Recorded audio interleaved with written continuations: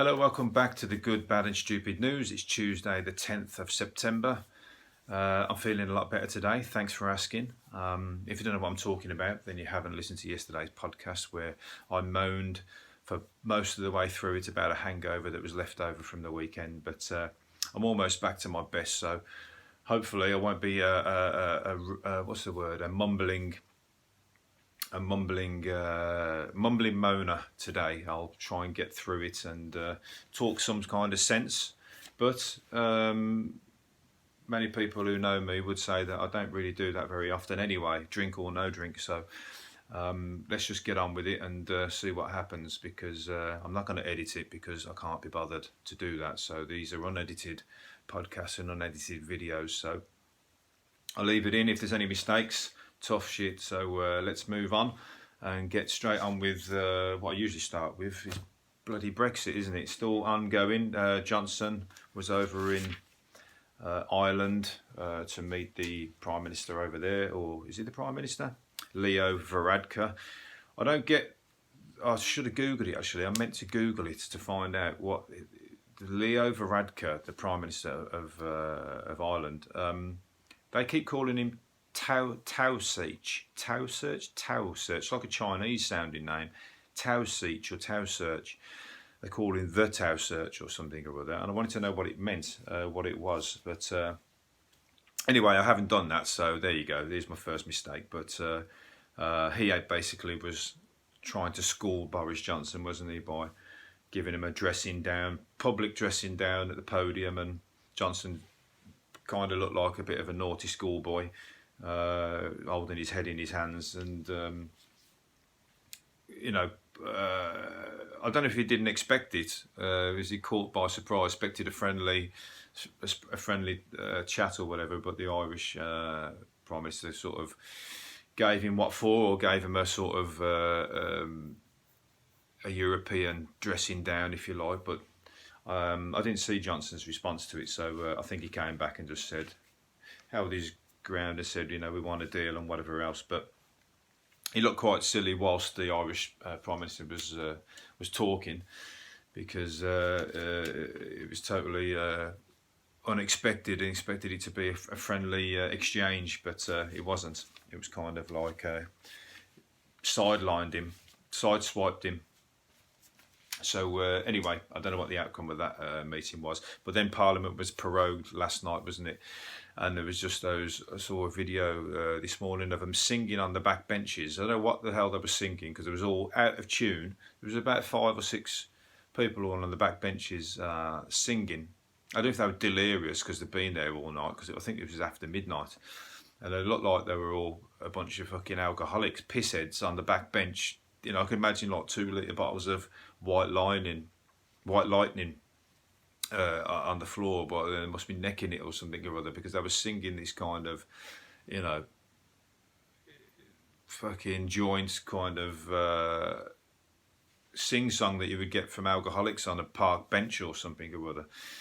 I don't even know what the relevance of it was anyway, but they were basically either singing for the fact that they got another month off, or got 5 weeks off work, or 5 weeks they don't have to go into Parliament, or they were trying to make some kind of statement which went right over my head. So you're not going to get any sympathy here, I'm afraid. So yes, I think the Parliament's prorogued, so who knows what goes on over the next few weeks. What's this? Britain's oldest poppy seller spent 30 years selling them. Poppy sellers spent 30 years selling them for the Royal British Legion. Has died at the age of 102. Ron Jones was a prisoner of war at Auschwitz.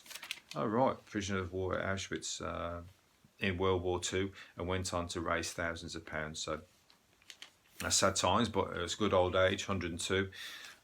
He's been able to tell his story many times, I imagine. So it's funny that it's not.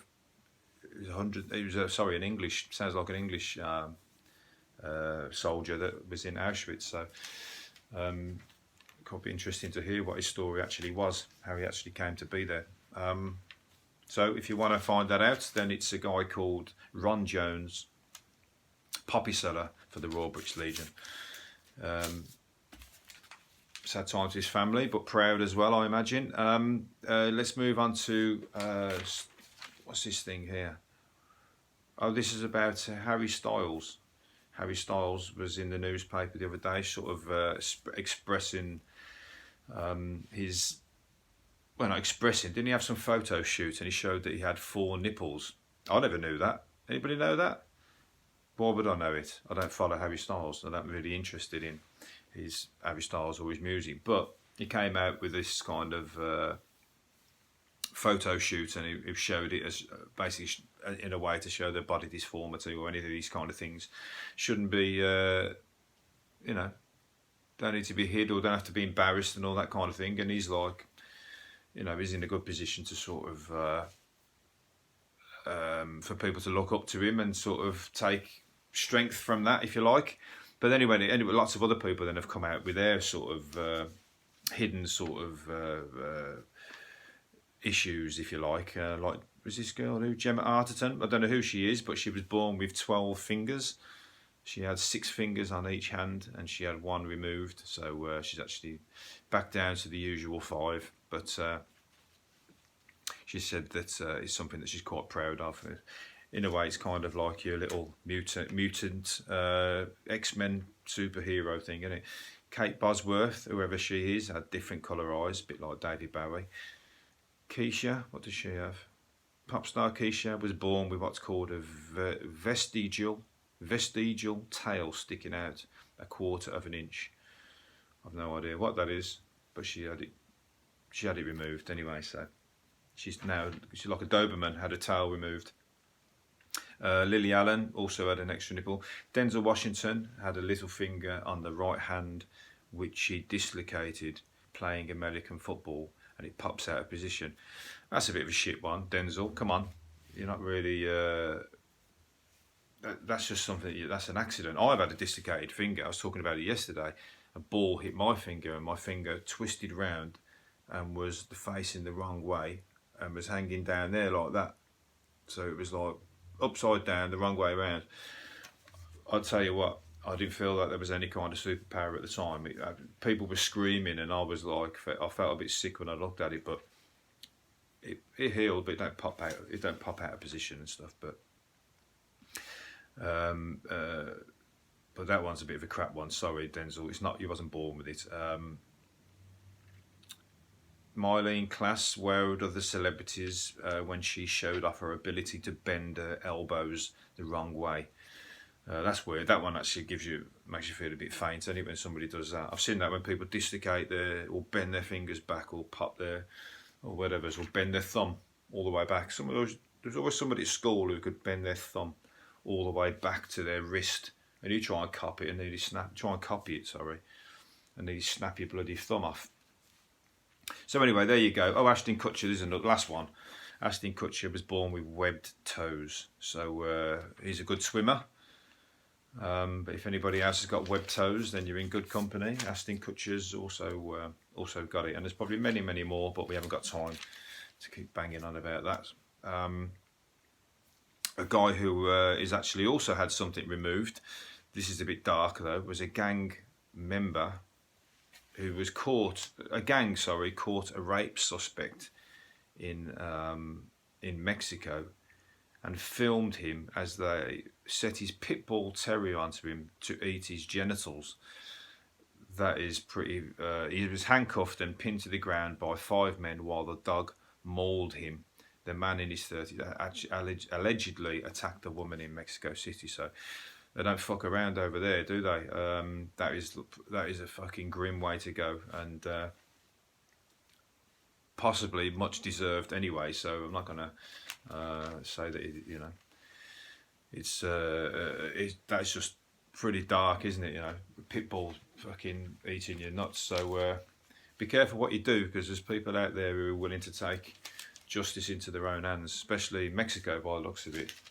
So that sounds like something from the cartel land, doesn't it? So don't fuck around. But yeah, there you go. He's got a deformity now, but not quite one that he would like. I'm sure he ain't going to survive after that anyway, is he? I'm sure they didn't. Did they let him live, do you reckon? probably for the embarrassment, let him live and then show the video around around on social media. So yeah, that's not a great great thing to do. But at the same time, look what you did. So there you go. Every action has repercussions. Anyway, that's a dark subject, so let's move on to Quality Street. Another dark subject, because Quality Street have been hit by shrinkflation. If you don't know what Quality Street is, it's an English or British box of chocolates, which they're secretly shrinking and leaving you with less chocolates in there than what you think you're buying. So they're now 70 grams shorter than what they should be, but for the same price. I haven't got time to read it all, but people are not getting, this is happening across the board, isn't it? People are finding that they've got less Jaffa cakes, Yorkies are shortening, Toblerone shortened, everything's getting shorter. Like Mexican guys' testicles, they got shorter, but that was a different case of shrinkflation.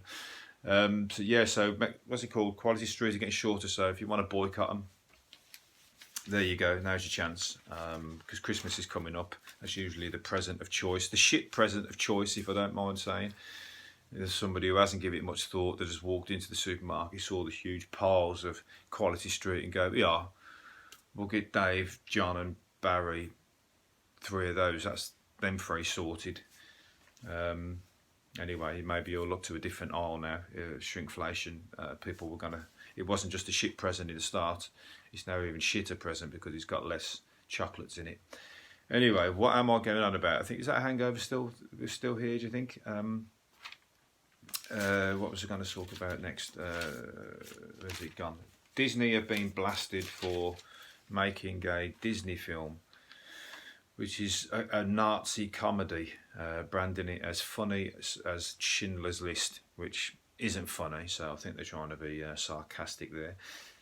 Critics got their first look at the controversial Jojo Rabbit at the weekend at the Toronto Film Festival. It follows a small boy whose mum hides a Jewish girl in their home, and he has Adolf Hitler as his imaginary friend. The movie annoyed Germany months before its release in January. So I haven't got time to read through it all, but basically the people are getting annoyed because they're making a comedy, if you like, about the Second World War, and it's strange to have an imaginary friend as Hitler. But if you haven't seen the film, watch it first and then give your opinion, because there's been many films where Hitler's been mocked up, unless he's playing a good character. If he's playing a bad bloke, then he's still a bad bloke, isn't he? So, but if he's playing they're making him out to be a nice guy, then like Peter Pan or something like that, then maybe it's in a bit of bad taste. But you know, there's been many of other films where Hitler's been a comedy or joke. What's that film? Oh, I can't remember the name of it. But there was one a couple of years ago with Hitler was a comedy thing, you know, a parody, if you like. So anyway, I've not seen the film. I didn't even know it existed. So Jojo the Rabbit, go and watch that if you want to give your opinion on whether Hitler should be used as a comedian or used in comedy. It's funny it's a Disney film. I think it's funny that a Disney film would make a film about the Second World War, about Hitler and stuff. But again, I haven't seen it, so I can't really comment. But I'm sure it's in Disney, you know, in the realm of Disney. It's meant to be a bit fun, but at the same time, it's got a bit of a message in there, I guess. Anyway, moving on to a woman here, or a girl who went to a Tinder date, 3.5 hour journey to a Tinder date, 82 miles, and cost her £93, only to be called fat and then dumped back at the station.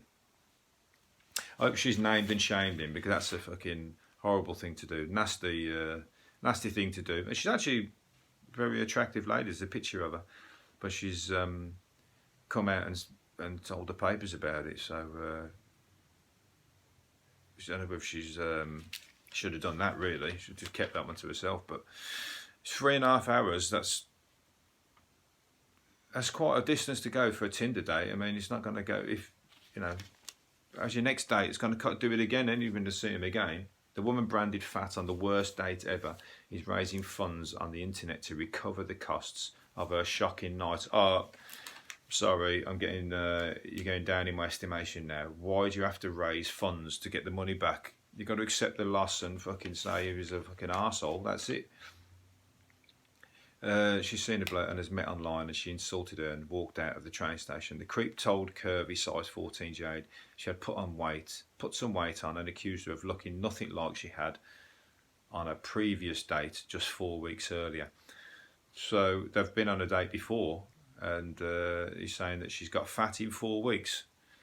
Wonder what she's been eating. Not Quality Street, I can tell you that, because you're not getting enough. So the car salesman, she named him. I don't know if she has, but she's going on GoFundMe page to try and raise the money back. I'm sorry, but that's just ridiculous. Don't give her any money if you're that way. If you hear this story, don't pay any money towards that. She's made a mistake and gone on a date, and it costs you money. You know, bloody hell. I mean, people go on dates and pay for the whole meal and everything, and go, hang on, you don't see him again, and you're like, fucking hell, I just paid for champagne. And what did somebody I know paid for champagne? The guys who come up to the table with a violin and everything, proper laying on the romance, and he'd never seen her again. That was way out of pocket. So should he go and set up a GoFundMe page? No, of course not. That's ridiculous. So although I'm on your side with regards to somebody not calling you fat and fucking dumping you at the train station, you shouldn't be trying to get other people to pay for it. I hate these people setting up fund me pages for like fucking nonsensical things, or I really want a trip around the world, or I can't afford it. Can I set up a GoFundMe page and everybody can see the photos and see how well I'm doing? It's like, go fuck yourself. Fucking go and sell some shit down the car boot sale or something, or do some extra hours or whatever, you know. You can't expect people to pay for that. Save it for when people really need it. Otherwise, you know, it makes people go, fucking hell, not another fundraiser. Do it for the right reasons, you know what I mean? Anyway, just my opinion. Pierce Brosnan has come out and said that it's time for a woman to take on the iconic title role of James Bond. The Die Another Day actor has, speaking ahead of the new film that's to come out, he's watching guys for the last 40 years, and he's saying, get out of the way, guys, and put a woman up there. And he said he don't think it will happen under the current franchise producer, Barbara Broccoli. That's an unusual name, isn't it? Broccoli. It's broccoli after the vegetable, or is it like is that Italian, do you think? Broccoli?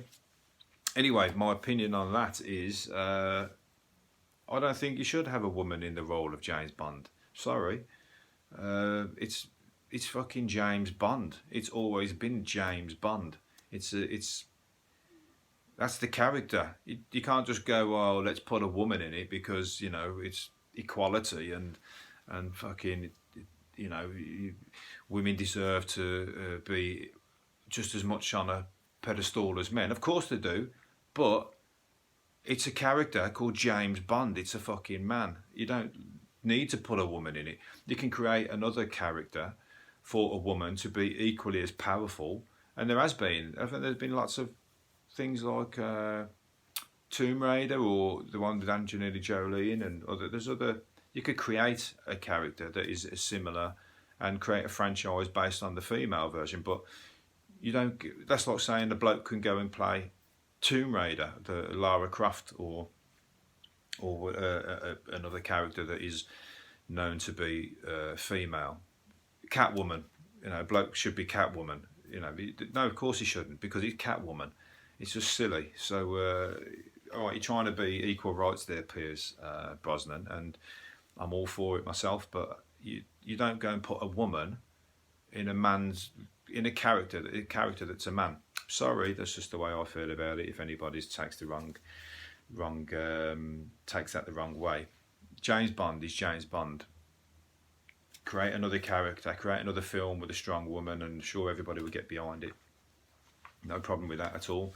What we're going to speak. Oh, Holly Willoughby gave a painting of her and Philip Schofield. Holly Willoughby and gave a painting of her and Philip Schofield the brush off as it was done with a willy. Tim Patch, known as Picasso, sent it to This Morning for the 10th year on the ITV, for their 10th year. And it's actually quite a good painting. It's a caricature painting of Holly Willoughby and Philip Schofield, and he's done it with his penis. I don't want to touch it or smell it, she said, but it's quite good. Well, yeah, exactly, yeah. I wonder how he does it. Does he have to have a hard on? How do you paint with it? You can't paint with a flaccid penis, can you? So does he like neck a load of Viagra or something and then get to work? Bit of a strange kind of niche, if you like. He's done other ones: Nelson Mandela, Barack Obama. Maybe he should do one of Boris Johnson, and it'd be a prick painting a prick. I'm only joking. If you're a Boris fan, you could. He's the main man, and so we have to sort of take the piss out of him, bring him down a peg or two if he's the Prime Minister. But he's got a, what's it called? He's painting with his penis, so he probably sells them for a fucking lot of money as well. But I've never heard of him. So if you want your picture painted by a guy's penis, then get in touch with Tim Patch or look for Picasso, and you'll check it out and see. Or if you want to give it a go, get your paints out and see if you can come up with anything that resembles it. I've seen elephants doing it with their trunks, and they're quite good, and they sell for quite a lot of money in some of those camps in Thailand or something, don't they? And they paint with their trunk. So unless he's got like a massive elephant trunk of a penis and he can sort of control it like a, it's got its fucking mind of its own sort of thing, then I think there might be a bit of bullshit going on there. What we got here? A chef has launched a healthy food delivery service for sex workers and nightclub strippers.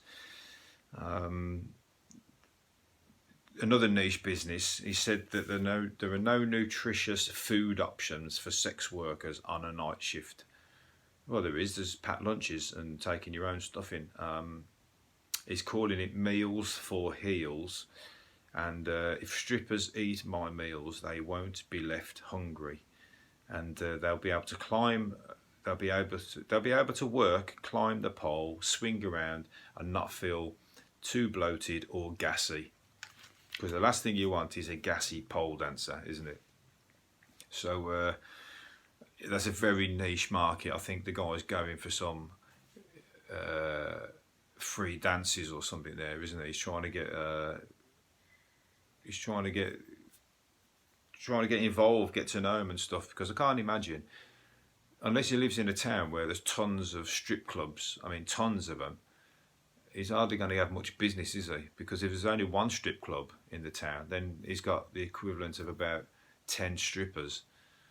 So that's his business model. He's aiming at the 10 strippers. So I think he's trying to get free dances there, or good idea if in the sense that he's being thoughtful, but everyone should eat healthy. But if he went on Dragon's Den with that, I think he would fucking be laughed out of the place.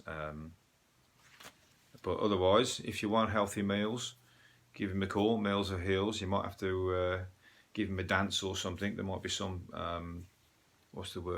hidden agenda in there. But that's what you do anyway. So there you go. If you want it, swap it. What's it called? Didn't say what kind of food it is, so I imagine there's no sprouts in there. If he's saying there's not going to be very much gassy, no gas. What's it called? Gigantic hornet's nest has been found. Asian hornet's nest has been found in the Midlands, southern England, in the Midlands. The island. You guys, oh, Jersey. Sorry. So a massive Asian hornet's nest has been found by a woman cutting brambles in her garden on Jersey. I wonder what they fucking did about that. Imagine that, like fucking giant Asian hornets that's like fucking. You'd die, I think, if you got stung by them, wouldn't you? So they must have like killed them all, I imagine, because you couldn't imagine unless they've caught them, find a way of putting them to sleep, gas them. Maybe they need the gassy strippers over there with their meals for heels meals. They could put the Asian hornets to sleep. But yeah, so I don't sound like anybody's been injured by them. So getting some fucking crazy stuff. There's another guy, I think I've put it away now, but the guy has been bit 5 times by a false widow spider in a flat in Southampton. And apparently there's false widow spiders all through these flats, and the council aren't doing anything about it because they say they don't deal with spiders.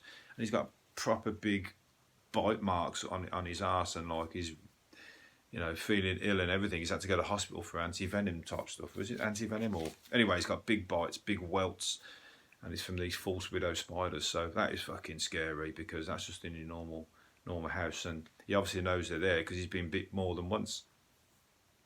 So was it when I was in Australia, they've got a thing there because they try and keep the spiders out of the houses. They've got like a thing that you plug into your electric socket, and it sends signals, and apparently makes cockroaches, spiders and all that sort of thing run away because they can't handle the vibrations or the signals that are coming out of this thing. So if you're in that block of flats, then you should be getting one of those, because I couldn't sleep at night knowing that there were false widow spiders knocking about. I'd have to sleep in a fucking sleeping bag, zipped all the way up like a cocoon, like a little moth man. I couldn't have. I'm not really scared of spiders, but I do not want to be bitten by them. And where there's one spider, there's hundreds more behind it somewhere, because they lay nests, don't they? So anyway, there you go. So that's the weather changing, isn't it? We're getting all the dangerous spiders and whatever coming over here, and they're coming off on holiday. They go, you know what? I quite like it over here in England. Fucking better climate. Bring the family, moving in, enjoying the weather. You know, they're not really. You think they would come over and die because they're used to being in Brazil or all these kind of places. But there's another spider.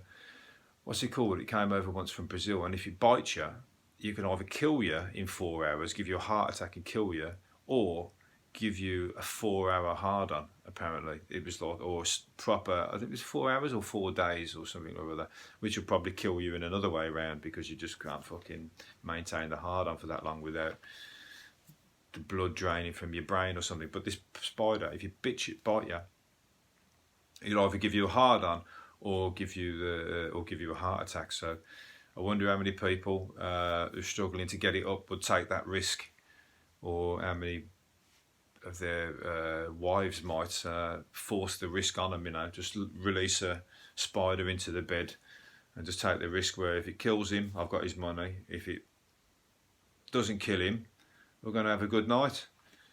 So I forget what the name of that one is, but it's from Brazil. So if you're buying bananas from Brazil, banana boxes, check it, because if you get a fucking hard on out of nowhere, then you want to get to the hospital. If you get hard on for no reason, then you want to get to a hospital. You know, if these bananas are giving you a hard on. Anyway, speaking of hard ons, well, it's not really hard on. A dog walker was mortified when a dog refused to drop a vibrator that it found in the bushes in Northumberland. So somebody's discarded the vibrator in the bushes, and a dog's found it and was running around with it like it found a bone. She hasn't mentioned the size of it or anything there, but yeah, that much of a good time with it. But she was chasing it around going, it's not mine, because he was trying to run around and there's other dog walkers and everything. And but she was probably thinking that everyone thinks it's hers. So there you go. If you're missing a vibrator, I don't know what size or what colour or anything or other, but it's probably been handed in somewhere in Northumberland, so go and find it. Anyway, I think that's all I've got time for, so hopefully it's been some kind of interesting or entertaining, but otherwise going to be back tomorrow, so I'll see you then for Wednesday. See you later, bye.